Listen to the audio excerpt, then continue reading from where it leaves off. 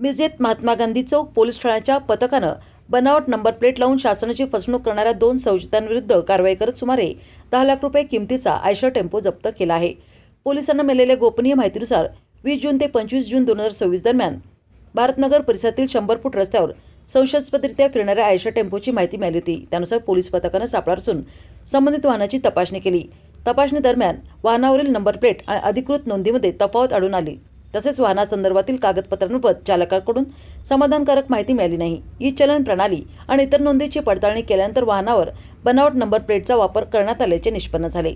पोलिसांनी वाहन ताब्यात घेतले असून या कारवाईत 2 संशयितांची नावे समोर आली असून पुढील तपास सुरू आहे। ही कारवाई पोलीस अधीक्षक तुषार दोशी, अपर पोलीस अधीक्षक कल्पना बारोकर, उपविभागीय पोलीस अधिकारी प्रणिल गिडा यांच्या मार्गदर्शनाखाली करण्यात आली। या कारवाईत पोलीस उपनिरीक्षक पूनम पाटील, हेड कॉन्स्टेबल सचिन कुंभार, राहुल क्षीरसागर, सर्जेराव पवार तसेच इतर पोलीस कर्मचारी सहभागी झाले होते।